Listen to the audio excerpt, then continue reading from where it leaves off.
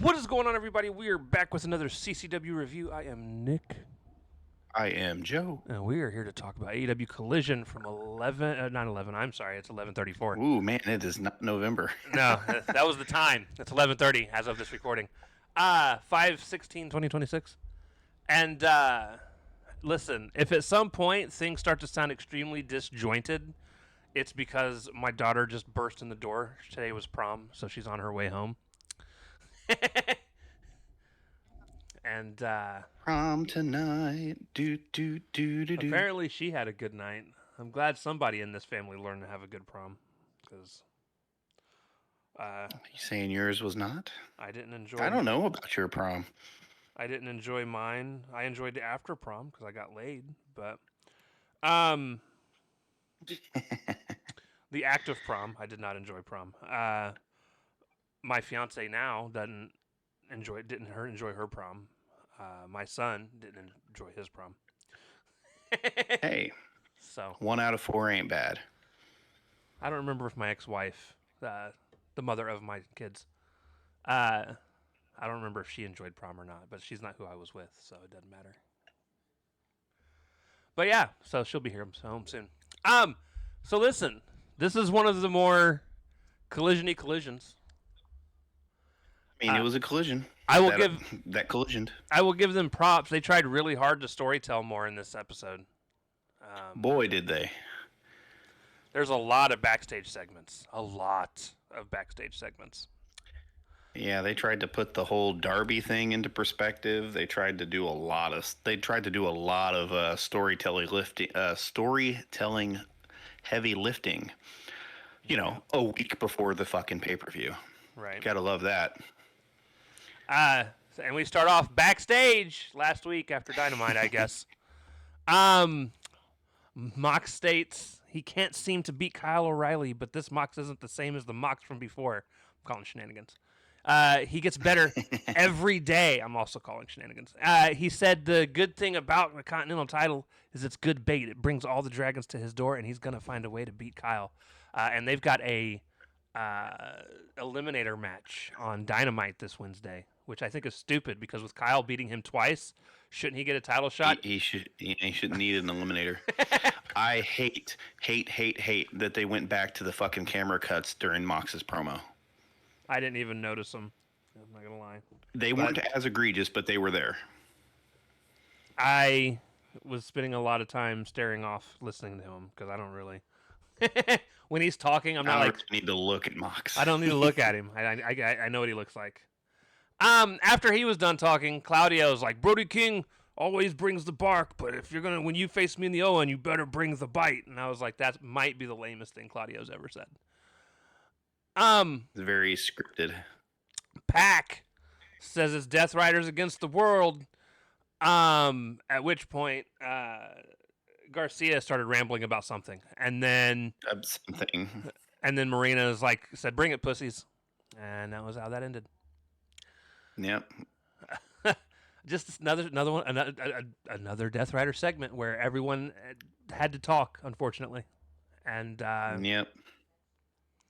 Could do without those. But they're so over. They're so over, man. 2 of them are over.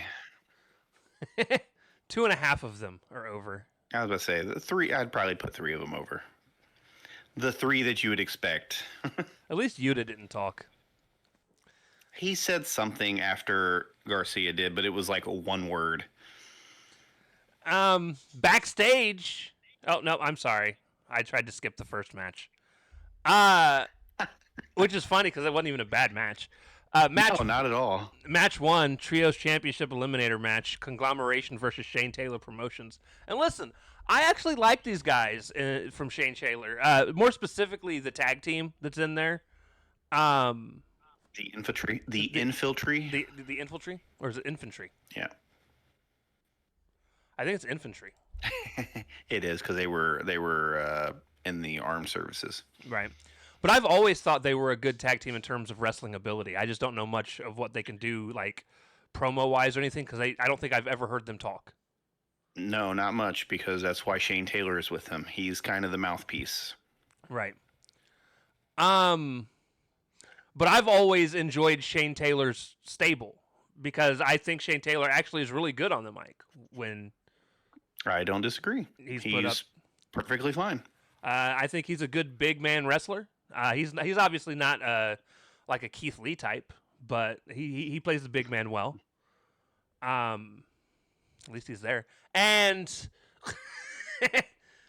Oh, poor Keith Lee. listen, I Get love well Keith soon, Lee. buddy. I don't know. I don't think he's ever wrestling again. I don't either.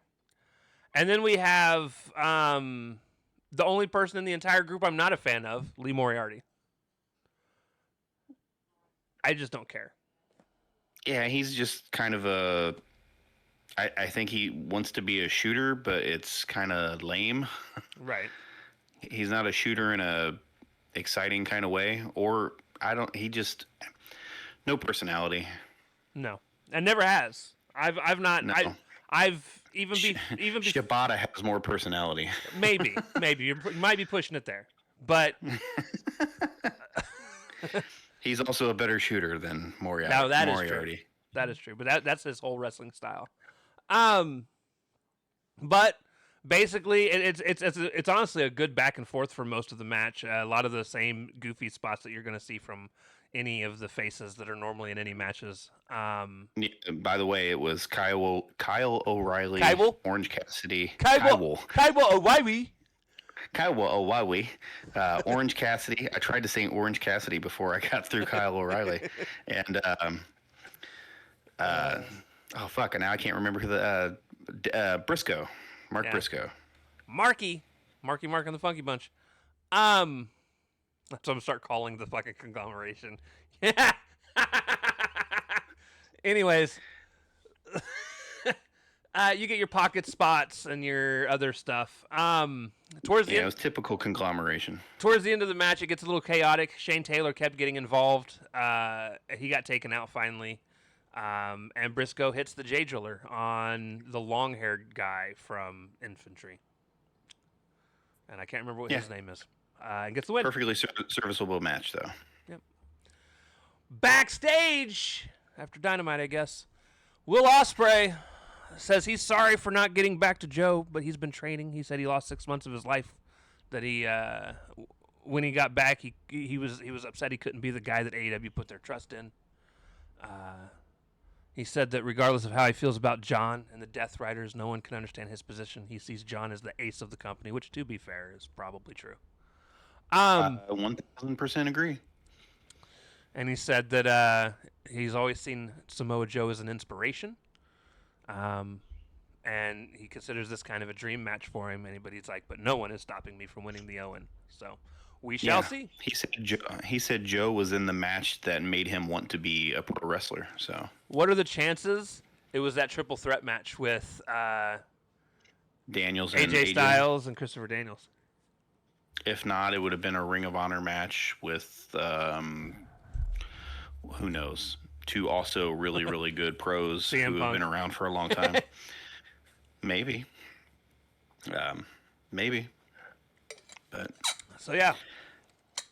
I hate how, and I completely understand it because the dude's neck was broken and he couldn't maintain his shape, but he has gotten so small again. Yeah. I just want him to be healthy. I'm sure the weight will come back, but maybe not either though. But he looks like almost like a different person, almost. Right. I don't see it, but I'm not somebody that pays attention to people's sizes, so it's Will Ospreay to me. Oh, dude, he's clearly smaller. I don't know. I just don't notice it. He looks the same to me. He looks more like 2017, 2018, 2019 Will Ospreay than 2024 Will Ospreay. Only he wrestled like that. Maybe he'll get back to that. He won't. You think he's gonna? Oh man, I don't want to see Will Ospreay doing submission moves. You and me both. Backstage, Kyle O'Reilly says he's coming after Mox. Briscoe says that he hasn't heard from Ciampa because he's scared. Willow says at Double or Nothing she's winning the Owen match. And tonight she's beating Red Velvet. And then During the entrances for the second match, Red Velvet is apparently a bit salty that Willow's in the tournament and she's not, and she's going to go out and win that title right now. These on both both of these segments just felt like the normal Collision opening segments, and they finally just stuck them in the middle of the fucking show. And hey, well, at least they didn't lead the show, I guess. I don't know. I almost would have rathered it so I could went and take a piss break and got through all of it because It would have been over already. Yeah. There's no It is winning. what it is. There's no winning for me with this. I don't like the. I don't know. The quick little like 10, 15-second dialogue and then the cut. Yeah, there's something about it that just does not push my good buttons. Yeah, there's no excitement to it, really. Match 2, AEW TBS Championship match, Willow Nightingale versus Red Velvet. And listen, I actually really like Red Velvet. I think she's pretty good. Red Velvet, I know you haven't been watching as long as I have AEW, but she has come a long way, dude. Yeah, I was really impressed A long way. with both of her matches she had with Mercedes. And I was worried that it was just Mercedes that made her look good. I mean, obviously it takes two to tango, but even in this match, she looked really good. It was actually Willow, I felt, kind of looked like she's... I don't know. There's been something about Willow lately that she's not looking as good to me right now as she did for the first 2.5, 3 years I've been watching AEW. I don't know what it is. Well, this was a Collision match against right, Red Velvet. So I mean, I don't know if the intensity is not there or what it is. She sold a lot during this match. She did. And I will give her props. She hit her first decent-looking pounce in like 6 months. It still wasn't super great though, but it was fine. I mean, but it should have looked good because Red Velvet is a smaller lady in comparison, so that should be the ones that actually do look good. Right. Anyways, Willow ends up winning with the Babe for the Powerbomb move. This is also the night that I learned Nigel has no rhythm. He was trying to clap to her theme song and was not on beat at all. Well, it could have been a delay because of the audio too. No. I'm just he don't have any rhythm. I'm not because listen, I'm also watching. I'm also watching the crowd clap, and he's not on with them either. Well, yeah, because the audio is going to be a little delayed. Listen. He's in the arena. He can hear the same music everyone else does. Yes, but his sound is coming in a bit later. I seriously, I know what they hear. I learned that last week. Honestly, I could care less, but so whatever. You know what they hear? Nigel's rhythm, does graphic nothing for me. Graphic in 3, 2, 1, go. Yeah, maybe that was the problem. The guy wasn't counting down his clapping beats. That's possible. That's possible. 3, 2, 1, clap. 3, 2, 1, clap. Backstage, Sammy Guevara says he has history on his side. He's beaten Darby 4 times, and he's going to stamp his ticket to Double or Nothing and shave MJF bald. And then he goes on to say that he's the best. And dude, I hate Sammy Guevara. His voice just... I haven't had to see him in a while, and I was happy to not. And now that he was back for this show, and it reminded me how I don't fucking like him. I am not a fan either. And we were talking about this before we started recording. He's just one of those guys that I've never really I think I've enjoyed one of his matches, and it was actually the last match that we watched him in. Because I was like, oh, he didn't actually hurt anybody, and he actually didn't look like shit. And even tonight, when we get there, it's not a bad match per se. I just don't care for Sammy.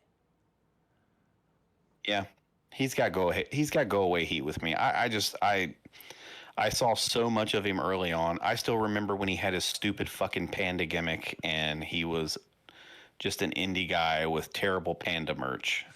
Right. So I just... And now I don't know. now he's an '80s Miami drugs pusher. I don't know. His cockiness is so unwarranted that What did I what it puts me off. what did I call him? An '80s laundromat owner. Yeah, yeah.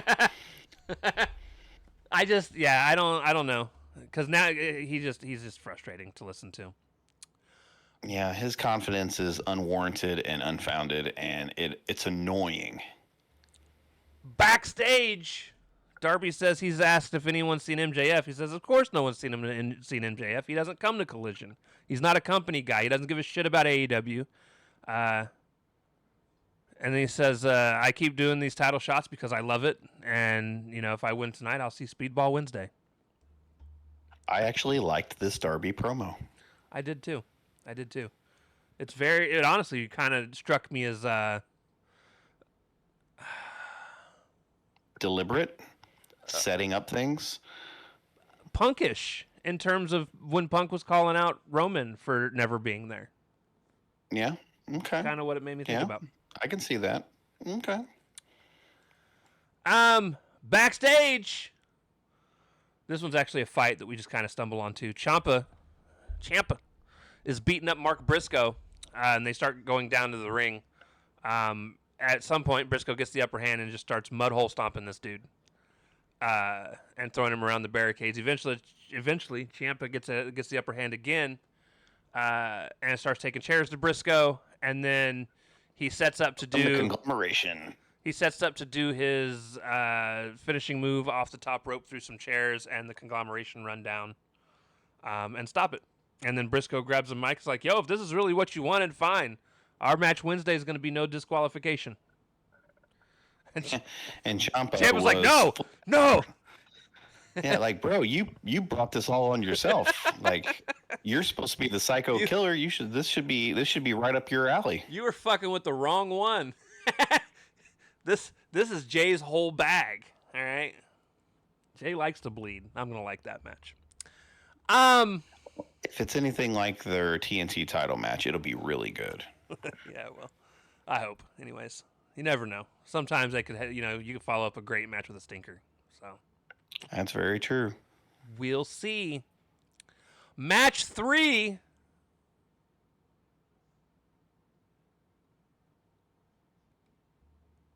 Samoa Joe and Anthony Bowens versus. Sorry, I had to go look at something. Jay Lethal and Lee Johnson.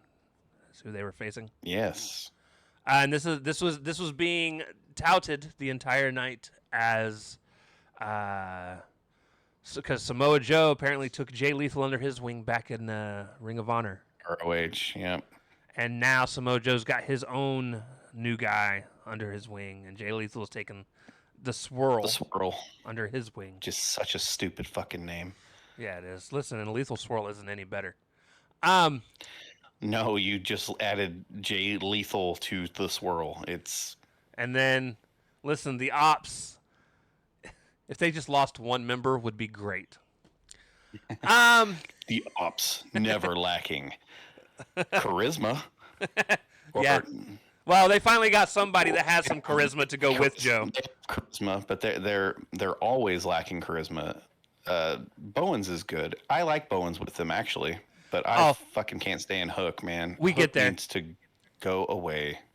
So, my first note is Bowens is wrestling with a lot of aggression tonight, and I like it. And I think him being in the Ops is going to be both good for him and them. I don't disagree, at least as it's starting anyways. Now if they could just get rid of Hook. Let Hook go. From the company. That's also fine. So, sorry, Taz. Love you. Lethal goes for a clothesline on Joe. This was my favorite spot in the match. Lethal goes for a clothesline on Joe. Joe screams in his face, and then Lethal poked him in the eye, and I laughed. I did also. It was fun. And Joe took a second to sell it, so I don't know if they were calling it in the ring or what they were doing, but it took 3 seconds before Joe was like, "Oh fuck, he poked me in the eye." Bowens ends up getting the win by getting Lee Johnson to tap out with a wrist lock, because apparently that's a finishing move now. Well, he had kind of his elbow hyperextended.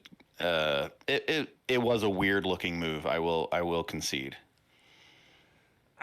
Post match, Bowens is happy to have found that. What the fuck did I just do? Control Z. Bowens is happy to have found the ops who understand him. And then he calls himself the pride of pro wrestling. He feels he deserves a standing ovation and actually got it. I was like, okay, guys. This crowd was a good crowd tonight. They were. He even looked surprised. I think He's like, oh shit. he was going for a heel fucking promo, and the crowd was legit fucking cheering for him. And I was like, hey, all right. Hey, whatever works. Listen, also, okay, so the entire show where the hard cam was facing, there were like 3 empty seats. 2 of them kind of up towards the front, and then 1 of them kind of up in the middle back. As far as what's on the hard cam that you can see during the matches. And I feel like AEW is missing opportunities because like they could be using these scenes whenever things like that happen and clipping them and then turning them into commercials and being like, you could be sitting here and have the fucking arrows pointing to the fucking chairs. You don't want to point out empty chairs, especially down on the floor. Not during the show. I'm talking about for commercials later. Oh, for like advertising. Yes. Okay. Yeah, get your AEW tickets, a quarter of the cost of WWE's price gouging ass. Right. You don't even have to say that. You just be like, for a quarter of the price of the other competitors. The other guy. Yeah, of the other guys. So, WCW did it. I'm just saying it'd be a good way to get some people in there. Anyways. Potentially, anyways. He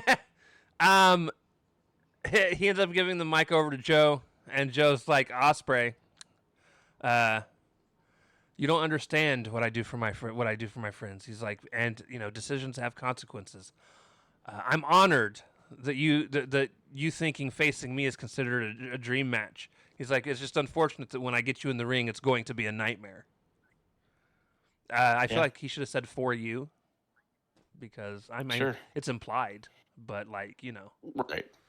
Well, he didn't want to have to walk everybody through it and hold their hand. I kind of appreciate that because I think sometimes they do too much hand holding and walking you through it. Yeah. Backstage, Brody. How excited you are for these backstage segments. Brody King is yelling at the fucking camera. He's mad at Swerve. And then Bandito's like, bro, I love you, but let me handle my business. I was like, let's go, Brodito. Bandito. Right. Whatever. I was happy for Bandito because otherwise it was going to make him look like a bitch. And then Bandito went on to just be like, you may be the most dangerous, which kind of shocked Brody King. I'm the most wanted. He's like, but I'm the most wanted, and I'm going to win. I was like, all right, Boogeyman, I'm coming to get you. He's so not winning. No, he's not. Backstage. And actually, this isn't backstage. This was while the Divine Dominion were coming out to the ring. They were also on the screen because they, got to be weird. Yeah, they did a little brief promo they while were like, the Divine Dominions, or they were like, the first match, the people didn't make it. And no one else is going to either. And then, of course, they're not, because you're out there facing somebody by the name of Allie Katch and Kaya McKenna. I think is what the second lady's name is. It literally does not matter. No, because it's your typical Collision Divine Dominion squash match. They hit some tag. It is. They hit some tag stuffs, and they win with the double chokeslam in a minute 50. Yep. Backstage for my favorite moment of the night. I'm being honest. Athena and Mina Shirakawa are face to face. And Athena says that she's the forever Ring of Honor champion, and she's left dozens of women in the dust, including Mina. And Mina's like, I dream of putting Athena in the figure 4. And Athena goes, see? She's dreaming about me. Dude, I love Athena. She is so entertaining. She's fucking never on TV. Tony, come on, dude. Your women's division seriously needs a kick in the pants right now. And she's just sitting there in Ring of Honor, doing nothing but beating people that we've already seen her beat dozens of times. Please pull her to the main show. That's true, Please. but I think she's going for like world records for title holding time. She already has the record. I mean, she has that one. She has the record for everything in ROH. She's trying to beat. She's not gonna beat fucking like the champions of the fucking 60s and 70s, dude, where they had it for a decade. She wants to. She said that herself. She wants to. Then I'm just gonna stop fucking caring about her character then, because if I'm not gonna get to see it, I don't care anymore. I just don't see why she can't be on both if they're gonna run. If she wants to run that, that's where I stand. Maybe it's a dates thing with her contract. Who knows? But, yeah, I really enjoyed the segment. It's probably one of the first Mina segments I liked, and it's not even because she's even there. I was going to say, she said very little. Every time she said like 2 sentences. Every time she'd start to talk, Athena would cut her off, and it was fucking hilarious. Yeah, she even made fun of the way Mina says Tony. Earlier today, I liked this part too. Nigel tracks down Lio Rush. It was a segment. Leo sitting, looking completely normal from at first. He just got some sunglasses on. He's just sitting there. And for those of you that didn't watch Ring of Honor's whatever their pay-per-view was that they just had, or Dishonor, I don't remember. They've got like 3 of them. It was either. Or was it Supercard? I think it was Supercard. Supercard of Honor was the one I think last night. I could be wrong though. Who knows? Regardless, that doesn't matter. What matters is Leo was wrestling against Lee Moriarty for the Pure title.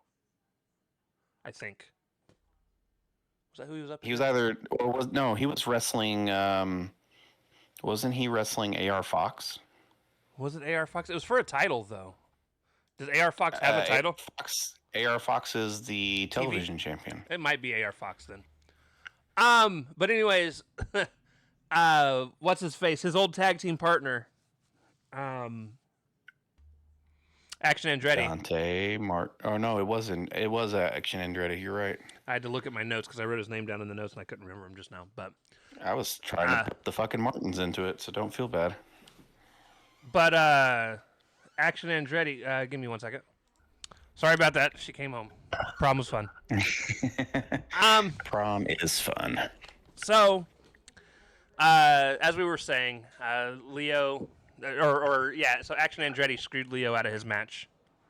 Because I'm guessing Action Andretti's not happy with what Leo has become. And Nigel tracks down Lio Rush, and Leo said, "It's good to see Nigel." And Nigel asks about Leo's response for Action Andretti's actions, and Leo, which, by the way, this whole thing was weird because Nigel has never tracked anyone down ever. So him finally being a backstage presence, I'm just like, okay. He's his journalist hat on there for a minute. Leo's like, yeah, these things happen. Friends get upset. It's fine.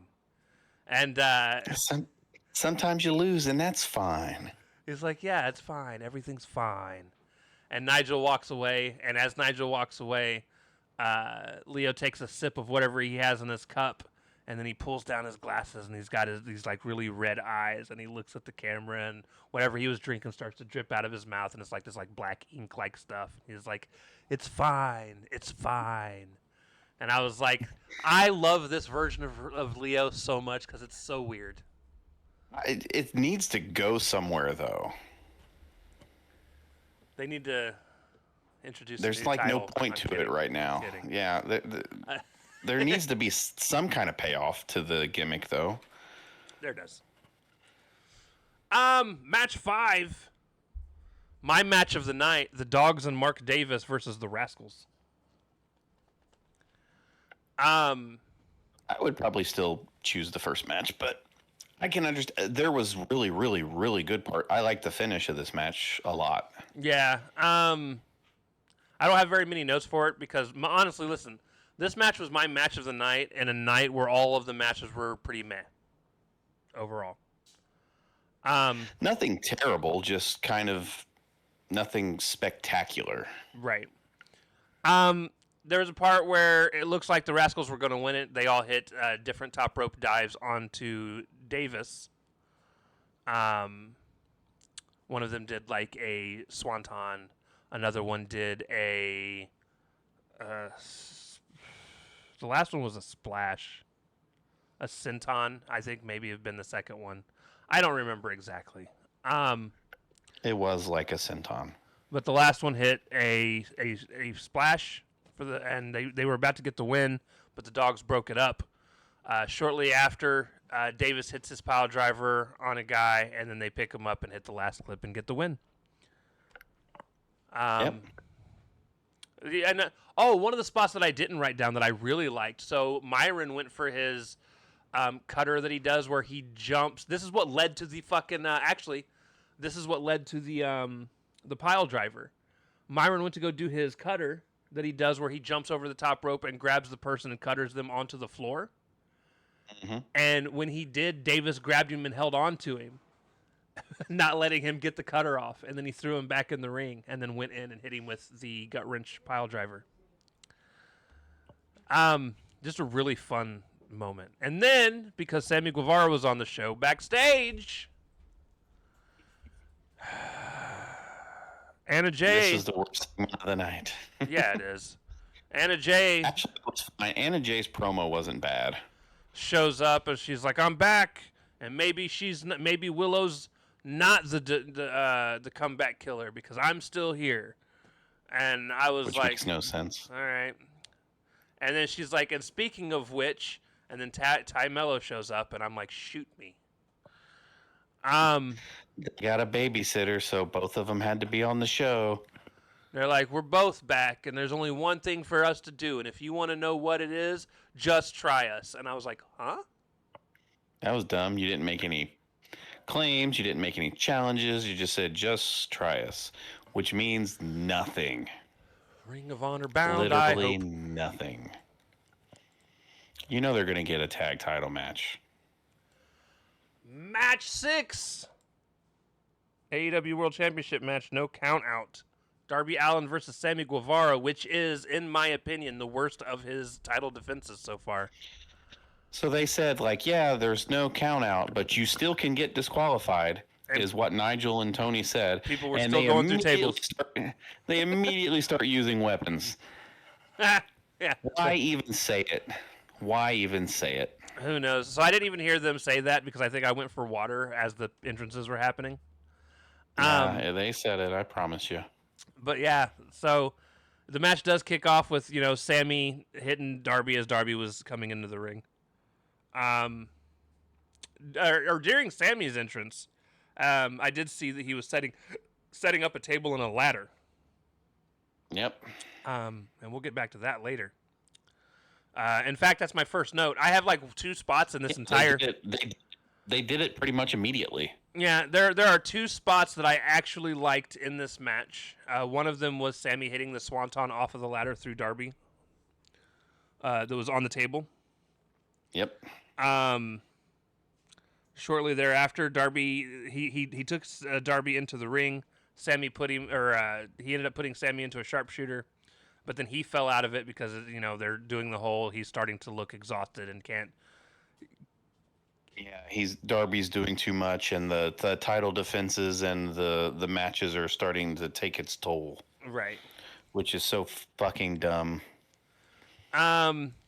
Sammy, late in the match, hits 2 GTSs and a splash, but Darby kicks out, or whatever his version of the GTS is. I don't remember what it's called. Yeah, I can't remember. It's something TS, but I do like the move because it's at least different. It's fine. It's usually what he wins with, but he hit Darby with 2 of them and didn't even go for the cover. Super Darby would have kicked out anyways, but... Yep. Sammy sets Darby up on a table. Oh, this was the other spot that I liked. Goes for a 450 splash and Darby. I just called him Darby. Darby, thank you, Harry Potter, for this championship. Does this mean if he's ever on commentary and Marina takes off her sock and throws it at him that he'll walk away? He just leaves. I retired because I got a sock.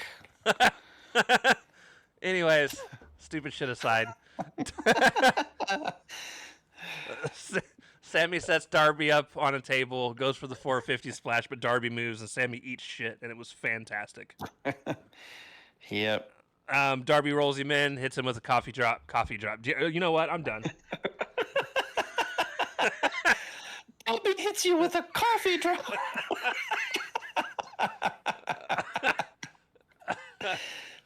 Darby with the coffin drop for the win. Yeah. It's not even that late. We have no excuse for being this that's the one. Goofy. That's the one.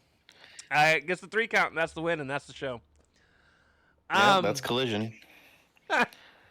Overall, listen, it wasn't bad. It just... No, it was fine. There were a couple segments that I didn't like, which that's going to be every wrestling show ever. And then... Sure. That's... Listen, They made some progress with me and Darby and his defense and his reasoning behind it. They actually took the fucking TV time to try to explain that and have Darby say it in his own words and make Darby kind of get over a little bit on the microphone. I'm just excited for Double or Nothing as far as a show. Like, I think it's going to be a good show. I think the matches look really good. I think they picked the right Owen Cup matches to put on the show. Well, yeah, it's literally the only 2 with high-profile people in it. Didn't they put one or 2 of the women's ones on there as well, though? Yeah, it's Willow and Linza. And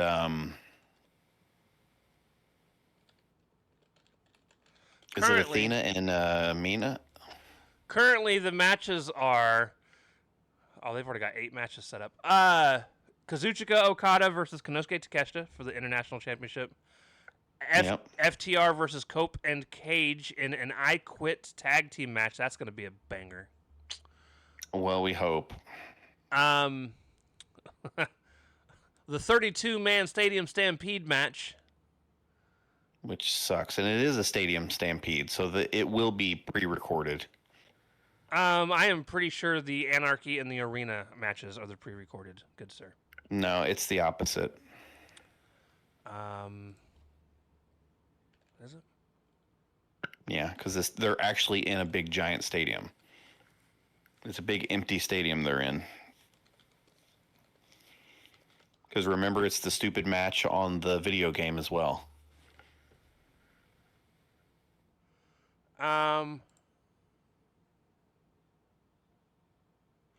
So the only one that's actually been pre-recorded was the first one.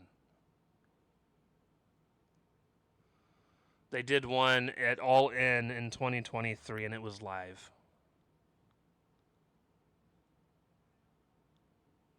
Because they were fighting in the arena throughout the venue. Well, that's when they were in AT&T Stadium. That's when they were in the big Texas Stadium. Right. I just don't know. Well, we're not going to know if this one's going to be live or not. Shows. Is that Arthur Ashe thing considered a stadium? Maybe it will be live. Regardless, should be fun. It should be chaotic, anyways. We'll see.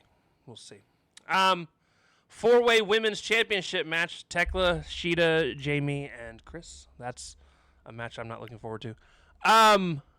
No, the combatants are not great. And then currently there are the 4 Owen Hart matches, which are Samoa versus Will, Bandito versus Swerve, Willow versus Alex. Oh, I'm sorry, there's 3. And then there's the World Heavyweight Championship match, title versus hair for Darby and MJF. Okay, so only one women's match made the pay-per-view for the Owen. Which makes... That doesn't... Listen, I would have put Mina and Athena. I still think it's going to be there. On that show. Because 8 matches is too small a card for Tony Khan anyways. Right. Let me see if he said anything about their match. Because they had the promo tonight. I'm wondering if... They added it late in the show, maybe? Let's see. AEW. AEW on TV. Did you post anything worth a damn? No? Didn't? Of course not.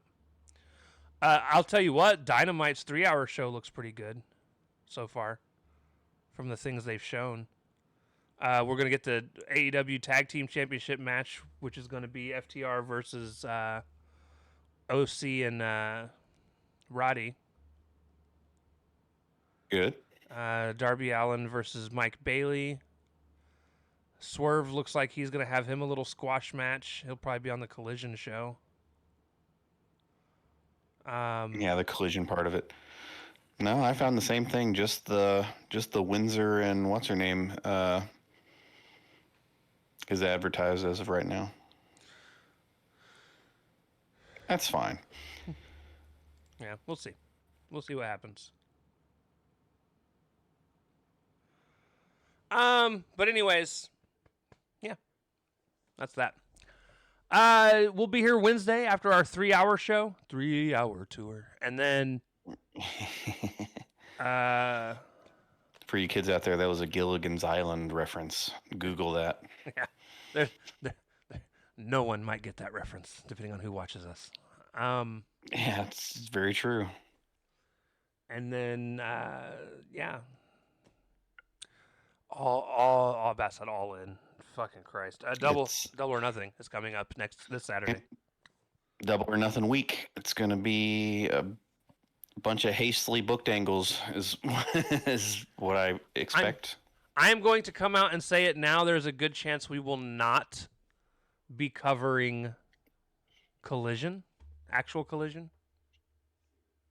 Yeah. We're probably. Are they actually gonna do an actual Collision? I believe they're going to do one of the 1-hour things, and I just don't care. Yeah, the pay-per-view will be the next day, so.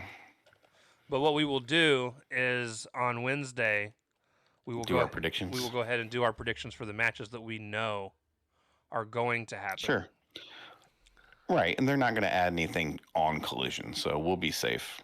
It's Tony. We're never safe. Yeah, you're not wrong there. If they do add anything, we will either talk about it or we'll just ignore it because we'll have whatever we have, and it is what it is. Yep. It's not a big deal either way. Exactly. Right. With that being said, guys, we will see you all Wednesday for Dynamite Collision back to back. Back to back. Yes. Love y'all. Later. Deuces.